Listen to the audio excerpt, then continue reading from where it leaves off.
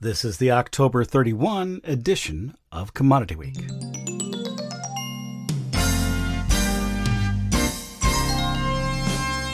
Todd Gleason services are made available to WILL by University of Illinois Extension. Well, welcome to Commodity Week. I am Todd Gleason. Our panelists for the day include Matt Bennett. He's at agmarket.net out of Windsor, Illinois. Aaron Curtis is with Midco. He's in Bloomington, Illinois. And Jim McCormick is here, too, from agmarket.net in Barrington, Illinois. Commodity Week is a production of Illinois Public Media. It's public radio for the farming world, online, on demand at willag.org. I urge you to go there now and to get yourself registered for the Farm Assets and Illinois Farm Economic Summit conferences. Those are coming up in the month of December. All four of them will include all of the Illinois Farm Economic Summit presentations made by the FarmDoc or Ag Econ team from the University of Illinois. And the Farm Assets Conference will include the crop scientist from the U of I, along with Matt Bennett and a few others to talk about the marketplace. Matt, thank you for doing that. I appreciate that as well. Let's get started with a series of things that we should talk about, though, first. And we'll begin with your colleague, Matt, Jim McCormick at agmarket.net. What's on your list for this week? Well, I think first we need to talk a little bit about exports, Todd. I mean, they've been phenomenal. Corn's currently running about 41% ahead of last year's pace.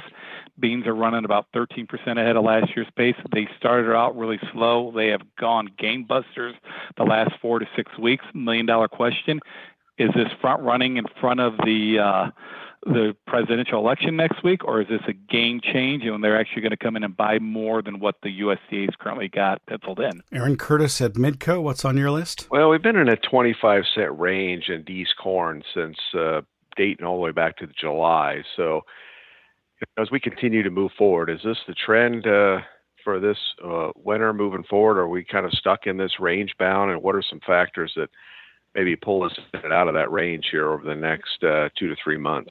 And Matt Bennett of agmarket.net. And thank you, Matt, for joining the crew in December at the iHotel in Champaign for the Farm Assets Conference. Oh, I'm glad to be there for sure. I think it'd be interesting to just talk a little bit. Of course, we got a WASDE out coming this next week. We'll be talking maybe a little higher corn, a little lower beans, status quo on corn. I feel like a lot of folks are thinking lower on beans. I think it'd be interesting to talk about that. And then the other big question, I think a lot of producers that are listening to this is, what do I do with the bushels that have gone in the bin? I think all three of us have probably had that question plenty here lately. So I think a discussion on that matter would, be a good thing to go over. Let's start with that WASDE and crop production report that's due out Friday of next week. Will yields change, do you think, Matt? And how will USDA handle soybean in particular? That's a good question. Jim and I and the other guys, we discussed that at length today. I will tell you, whenever you see our estimates come out, you'll see that actually on corn, we just kind of kept things the same. We had some differing opinions. We've all talked to a lot of different growers about what their actual results were.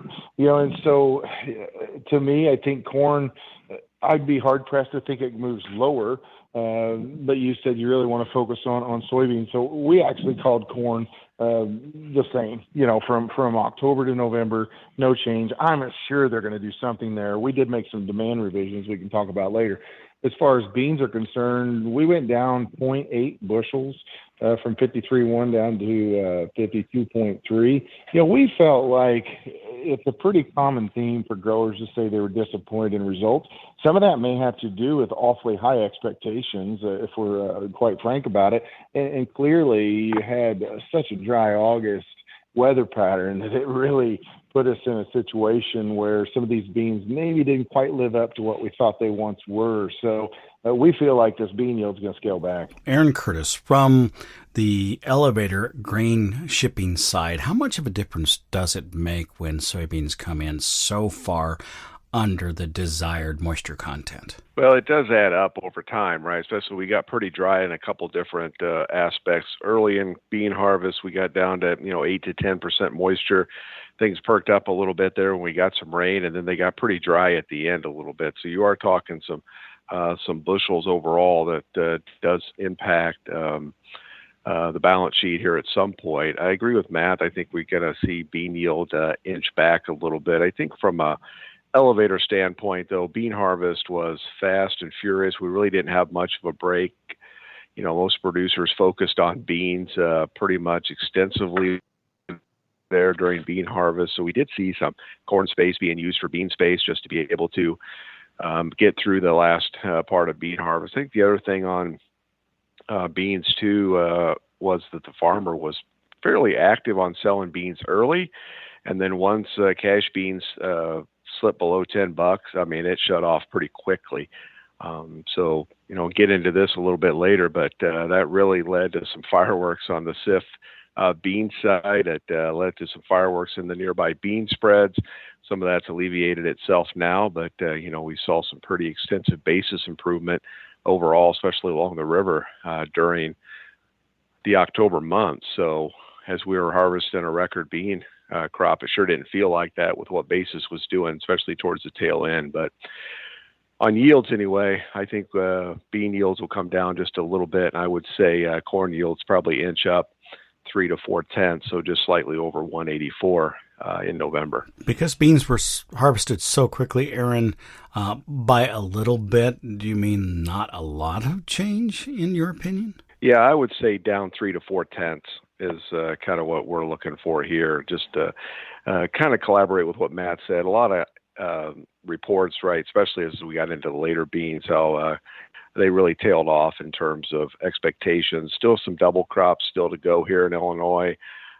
So we've got a little bit of that still to work through, but I would say 3 to 4/10 reduction on bean yield is kind of what we're thinking here. And Jim McCormick, anything else to add to the yield side, whether it be for corn or beans? No, I mean, Matt, pretty much gave our viewpoint of the company, and I pretty much agree with him. So, yeah, corn may be a shade bigger, beans lower.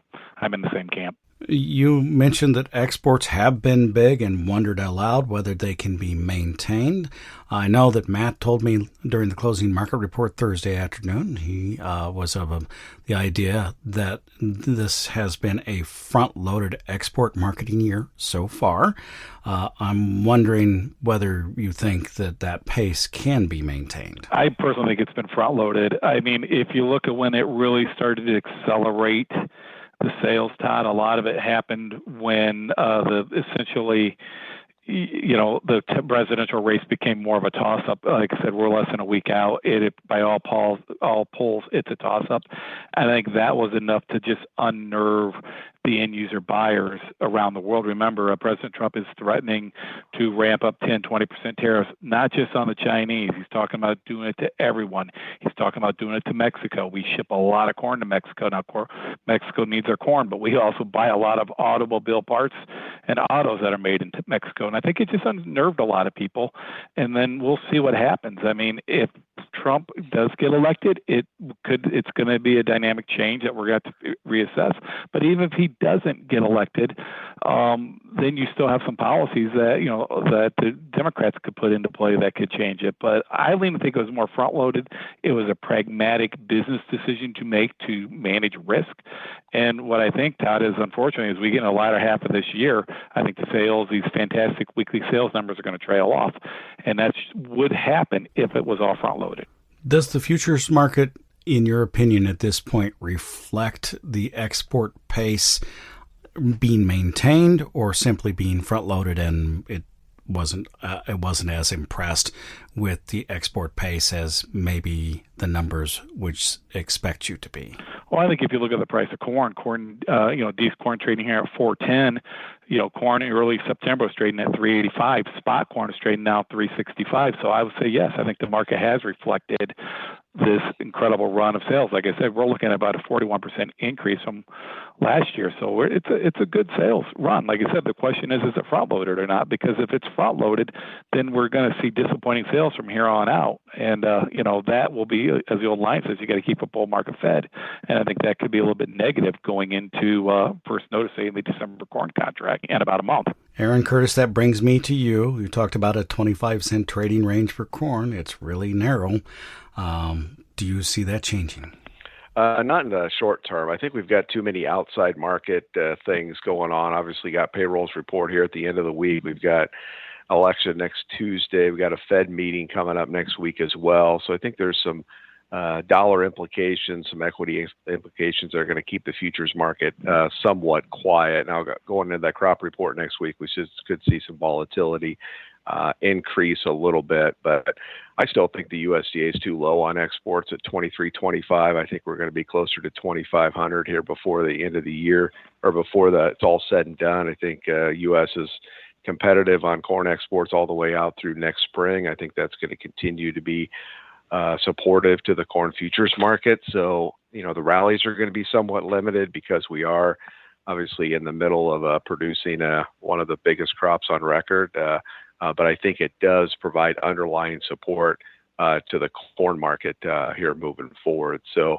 I think that gives a little bit of hope for some further increases in corn price here moving forward through the winter.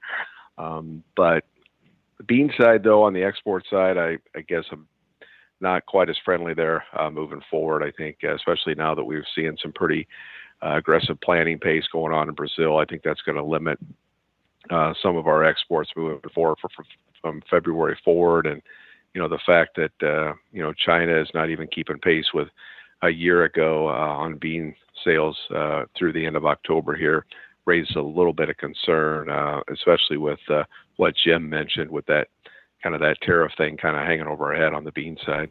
Matt Bennett, when you're thinking about the demand side of your balance sheet, what do you see for changes next week? Well, we kind of feel like, as far as corn's concerned, that November isn't always a time that we see the exports adjusted, but we feel like there's reason the USDA could go up 25 anyway now. I mean, we kind of agree with Aaron that if we could keep this pace, there's no doubt you could see this thing really ramp up later. I don't think they'll take it too far just yet. I tell you can make the case for corn usage for ethanol going up a little bit as well. I'm a little hesitant there. The cash the cash market, the margins aren't that great. I'm sure Aaron could tell us more detail there. We're hearing from some of the ethanol guys, though, that, when hedges run out, they're going to be awful thin. But as of right now, we've had a really strong pace. But we kind of feel like we're going to see demand pop up anywhere from 25 to 50 million.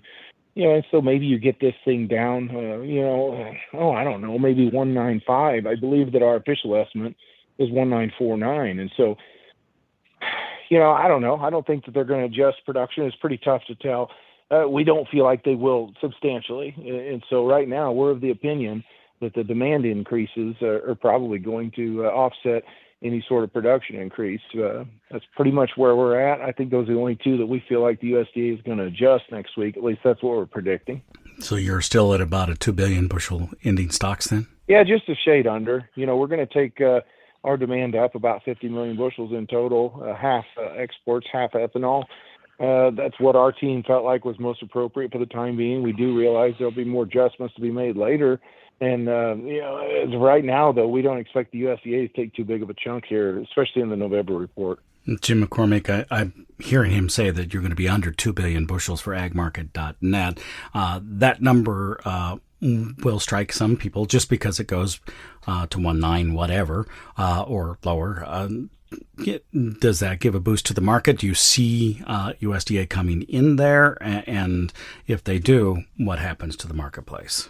Well, I think just psychologically, it's like that 99 cents when you try to sell something instead of $1. Psychologically, just being a little bit below 2 billion is going to be a little bit friendly. But the reality is you're looking at a carryout that's still growing year on year unless you really do ramp up demand. And demand could get ramped up, Todd. I mean, a lot of that's going to hinge on what the safrinha crop does and how the Ukrainian crop. But, right now I think it's a little bit friendly, but it's probably nothing to break us out of the sideways range we've been in. And we may just stay in this range here just, until we get through the holidays and get that January report when they tend to be a little bit more aggressive on their adjustments. Aaron Curtis, can you add any color commentary as it's related to the ethanol side of the marketplace, their margins, and how and does it operate seasonally? Because it feels to me often like the fall is the time when the ethanol numbers are really good, and then they begin to fall off as we move into the following months in the winter and springtime. Yeah, there is a seasonal pattern to it, and we're off to a fairly strong start here on ethanol usage, at least through the middle of October. So that's a good sign. But like Matt mentioned, margins are starting to fade a little bit here as we continue to move out towards the early winter months. So it'll be interesting to continue to see how that operates overall. But I think ethanol production or usage on the corn side continues to hang in there. I don't think we see any sort of downward adjustments at this point. And I would agree with Matt that we probably are due for a little bit of an uptick in ethanol usage as the winter goes on, but it's going to be pretty steady here moving forward, continuing to keep an eye on margins, but not looking for any great change on the balance sheet for the ethanol side moving forward. Probably a slight uptick, if anything. Matt Bennett, have you heard whispers in the marketplace yet about corn acreage going up as anhydrous rigs have been running across the Midwest? I've heard some of that as well. I think anhydrous rigs, depending on where they're at, has been an interesting thing for me, especially as dry as what we've been. It's just surprising to hear that that's going on, in any great degree. I don't think we had enough moisture in the soil to even think about doing that just yet. But as far as acreage is concerned, whenever you took November 25 beans down the way that we did, at $11, I think some of these folks might have found it a little more palatable, to think about beans, especially with the lower input costs. We all know that from a liquidity standpoint, the grower is probably a little more challenged than they've been in quite some time. U of I put a pretty good study out, and I believe they were showing $30 or $40 an acre loss is kind of an average for the average grower as far as land costs and whatnot. FarmDoc team put that out. But now you're looking at, for instance, Nov 25 beans down here at 10.33. So the average producer can't even get $10 out of the field today. And I just don't think that they really like the looks of that too much. I think that if money's not much of a concern, that this corn acreage, could be a pretty interesting story. I don't know that we get wildly carried away once again due to the fact that you've got, maybe a little bit of a money crunch in some situations. But at the same time, Todd, I think that corn acreage, from my viewpoint, the way that we stand today, I would say 80-20 at least, that we're going to see corn acreage go up, and I could maybe make a case for 2 or 3 million acre increase over what we saw this year. Jim McCormick, thinking about acreage, what are you hearing from South America at this point? For quite some time, we heard, it's dry, it's pushed back, it's late, and now that's not something we hear about so much in the marketplace. Have their issues been fixed, and will we hear the resurgence of that once we get to the safrinha or second crop corn? Well, as for the beans, the rain pattern changed pretty much. Todd, there was a lot of hype in September, how dry it was. It was hot, it was dry. The rainy season came in pretty much on target. So it didn't come in early, it came in normal. And so for the beans, that means they easily could have a bumper crop. On top of it, you're probably picking up bean acres in Argentina, Todd, because of the disease problem, the leafhopper problem in Argentina last year. So you're picking up acres there. Then on top of it, believe it or not, you got the Ukrainians talking about planting more bean acres this upcoming year. So without a major weather problem, and right now South America looks good in my opinion, you're going to look at world stocks projected at all-time highs. Then you look at stocks use at the second highest ever. So the plain simple fact is we are going to overload the world with beans. And if China's economy continues to struggle, it's only going to be that much of a problem. And I would argue that if that's the case, we'll be closer to $9 beans by Jan, Feb, March when we're harvesting beans as opposed to 10. So I am really worried to the downward risk on the beans. As for the corn, what happens, Todd, being the fact we didn't get the crop in early, it means the safrinha crop's going to come in on time to maybe a shade late. That risks the factor that they may run out of water at the wrong time. They take the top end off of that crop, and that could have a very bullish potential storyline down the line, because if you look at the amount of grain in the world exporters' hands, it is some of the tightest we've seen in the last couple of years. So that safrinha crop will be a game changer, but it's so far down the line, we haven't even planted it yet. I'd be very cautious to get too bulled up on that storyline, because on the other hand, if the safrinha crop is big, Todd, and it goes to $9 beans, does corn not even try to rally? It may actually go down just on the ratios, even though economically it feels like it should due to the tight supplies in the world. Aaron and Matt, I want to give you something to think about for a second as I asked Jim McCormick about wheat as it's related to Ukraine, Russia area and the dryness there, Jim. But Aaron and Matt, Vladimir Putin has decided to pull out of the free market, relatively speaking, as it's related to making sales of wheat out of his country. And I want to know what impact that might have on the marketplace going forward after it's instituted. And then Jim, of course, coming back to that same area, really dry conditions, emergence probably an issue in parts of Ukraine, particularly eastern Ukraine, and into those wheat-growing areas of Russia. How do you see supplies of wheat across the planet? Overall, they're tightening up. They're just like the corn. They are tightening up. But, one thing you got to be cautious about, Todd, is a dry fall will affect the crop, but it affects abandonment more than anything else. I mean, if we come in here and have really good spring weather, it could mask some of the problems. As they say, wheat is like a weed. It's hard to kill. So it's something we need to keep an eye on, because it is tightening up with Putin essentially trying to make more direct sales. It shows you he's trying to drive the price back up. So, but the winter weather in the northern hemisphere is going to be crucial. Here where we're at in northern Chicago, we missed out on a lot of the rain last night. They've got more coming. But, there's, you a little bit further west you go here in the Midwest, not everybody caught this rain. So our wheat crop, the ratings is Todd, were the worst in 40 years for the initial wheat ratings. So, the wheat situation is not critical, but it's something we need to keep an eye on. Aaron Curtis, as you think about, and I don't know whether you've had discussions within Midco itself, what it means for a nation to take on the marketing of its own crop without the use of the free market, how does it change things, if at all? Well, when you start going away from free market to more direct sales, I think that's something to keep an eye on. But I don't know if it changes the overall landscape when we talk about wheat prices. I think until the world starts shopping at U.S. for wheat, I think wheat market's going to continue to struggle, and that's going to continue to keep a little bit of lid on any chance of a corn recovery.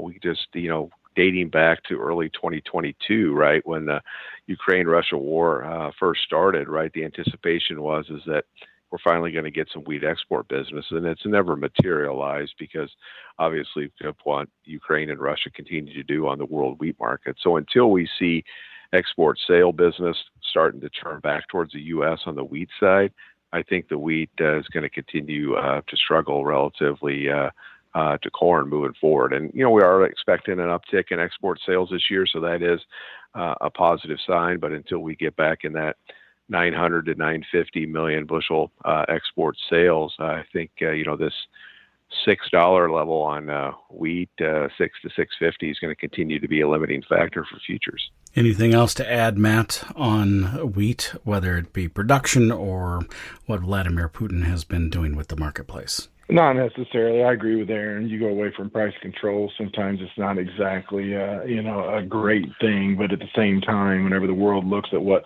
world supply is, I mean, that's essentially going to be the determining factor, as far as what price structure looks like, as far as your originators going out and trying to find wheat. So as far as the weather goes, I mean, we've been thinking, of course, you're going to maybe dial back that Russian wheat crop just a little bit. I don't think it's going to have a huge impact.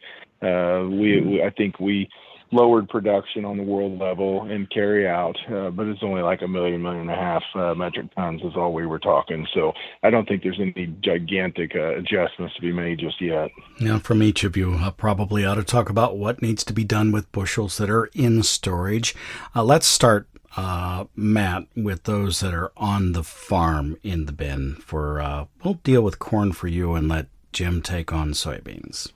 Yeah, I mean, as far as corn that's in the bin, doesn't have anything against it as far as sales. The thing is, there is carry in the market. I believe that the carry could get a little bit bigger, but at the same time, as a grower, if you're putting corn in the bin and A lot of these folks were going in the bin at anywhere from 35 to 45 under this fall. If you're 40 under the D's right now at 371, if it's going in the bin, instead of selling it to the elevator, hedge the carry in the market. Go out to the July and sell 440 if you want.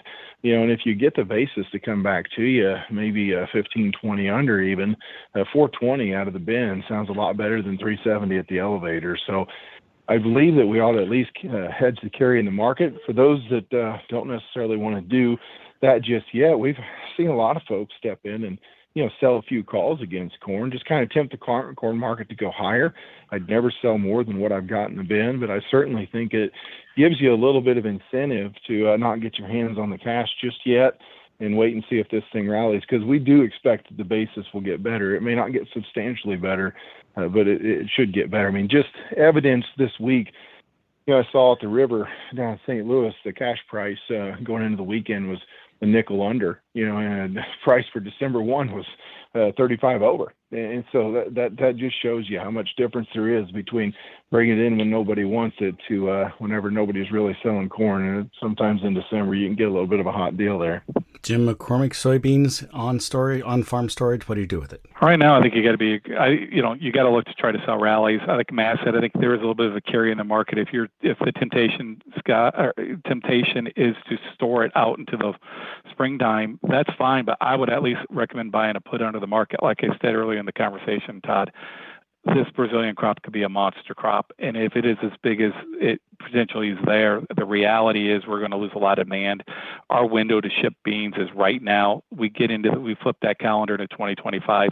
When you may be wanting to move the beans, the Chinese may be enticed to buy all the Brazilian beans. So at an absolute minimum, buy a put and put a floor under it just to protect that equity, especially going into the election, being the fact we don't know who's going to be elected, but we do know President Trump has been very, very aggressive, telling the world he will put on tariffs much more aggressive than the last time around. And the reality is whenever we get in a tariff fight, usually agriculture is the loser. Aaron Curtis, for that which is stored at the elevator, both corn and soybeans, what are your expectations? Yeah, I think basis has an opportunity to get a little better, like Matt said, on corn. I think there's enough of demand base here, especially once we get harvest put away and the farmer kind of largely disappears, so to speak, in terms of that hedge pressure that we've seen during the month of October. So I think that allows for an opportunity to basis to get a little better. I'm a little friendly corn. I think 440 to 450 on March corn is an objective. That gets us back up to that kind of that recent high, but carry's only good if you sell it. So I agree that we got to continue to sell the carry in the market and try to get relatively, close to 40-50% sold if you can here over the next 6 weeks or so on corn. I think selling any sort of rally moving forward is probably a prudent risk management strategy. We have seen quite a bit of interest then in selling cash and buying calls, just some protection, right, in case something does happen in South America, something happens somewhere that changes the dynamic, gives you a little bit of flexibility there. But any sort of 10 to 20 cent rally in corn, I'd be continuing to add to your risk management. Commodity Week is a production of Illinois Public Media. It's public radio for the farming world. You may find and listen to the whole of our program anytime you'd like at willag.org. That's WILLAG.org. Our thanks go to our panelists this week, including Jim McCormick and Matt Bennett, both from agmarket.net, and Aaron Curtis from Midco. I'm University of Illinois Extension's Todd Gleason.